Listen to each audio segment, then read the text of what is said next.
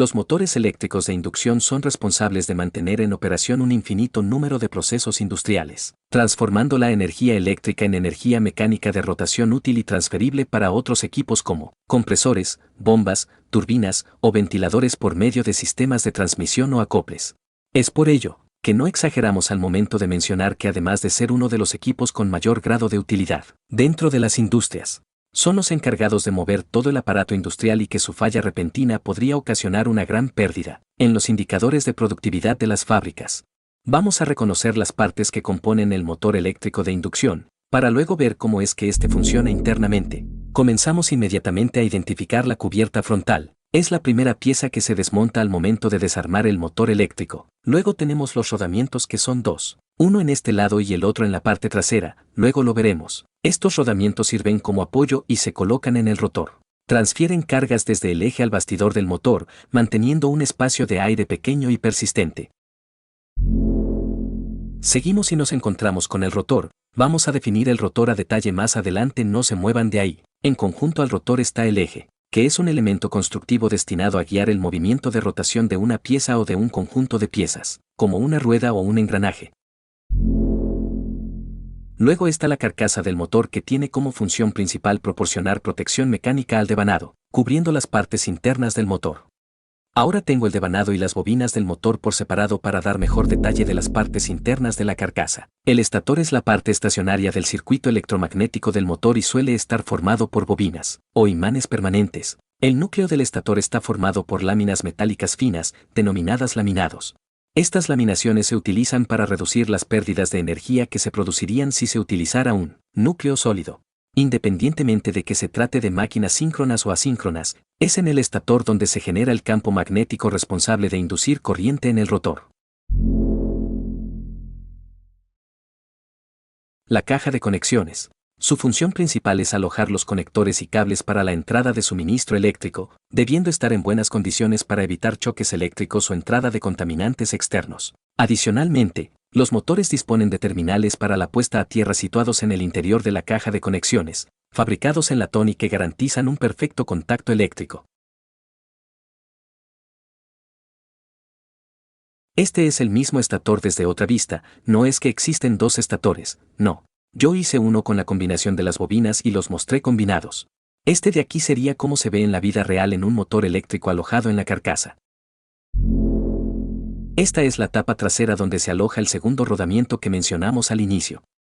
Luego tenemos el ventilador, quien como sabemos genera una ventilación dentro del motor para mejorar su enfriamiento. Y por último tenemos la tapa de protección. Cuando una corriente trifásica recorre a través del motor, algo interesante pasa, y es que produce un campo magnético giratorio. Para entender este fenómeno mejor, considere un devanado trifásico simplificado con solo 3 bobinas. Un cable cargando corriente produce un campo magnético a su alrededor. Ahora, para este arreglo de campo magnético especial, producido por una corriente trifásica, será mostrada en un instante, en particular con variación en la corriente AC. Los campos magnéticos toman una orientación diferente, como se ve. Para estas 3 posiciones está claro que es como un campo magnético de fuerza uniforme rotativa. La velocidad de rotación de un campo magnético es conocida como velocidad de sincronismo. Asume que estás colocando un conductor cerrado dentro de él, ya que el campo magnético está fluctuando. Una fuerza electromotriz será inducida en el circuito cerrado de acuerdo a la ley de Faraday. Esta FM producirá una corriente a través del bucle, así que la situación se ha vuelto de que un bucle cargado de corriente está situado en el campo magnético. Esto producirá una fuerza magnética en el circuito cerrado. De acuerdo con la ley de Lorentz, el circuito empezará a rotar. Un fenómeno similar ocurre dentro de un motor de inducción también. Aquí, en lugar de un circuito cerrado o bucle, se usa algo muy similar a una jaula de ardilla. La corriente trifásica AC, pasando a través de un estator, produce un campo magnético rotativo. Así que, como en el caso anterior, la corriente será inducida en barras de una jaula de ardilla que se pone en cortocircuito por anillos extremos y empezará a rotar. De ahí el nombre, motor de inducción. La electricidad es inducida por un rotor por inducción magnética en lugar de una conexión eléctrica directa.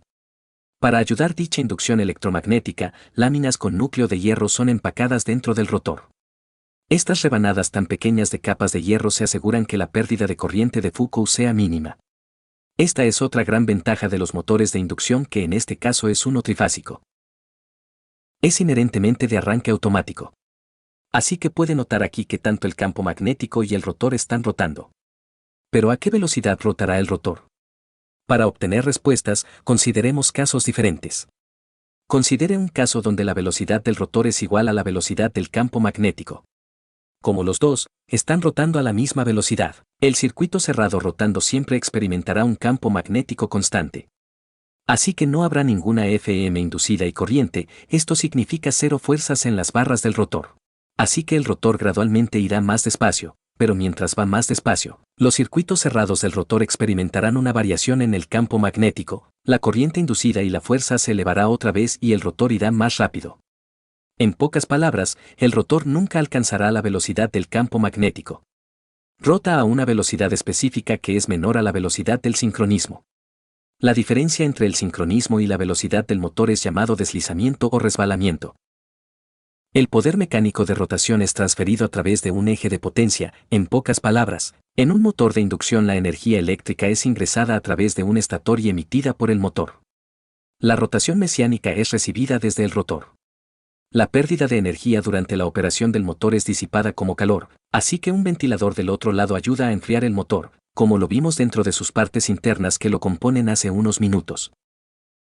Bien, eso sería todo para cubrir la parte más básica sobre los motores eléctricos de inducción. Si quieres seguir aprendiendo más con nosotros, te invitamos a seguir viendo nuestro contenido y seguirnos en todas nuestras redes sociales como Academia DI. Nos vemos en un próximo video.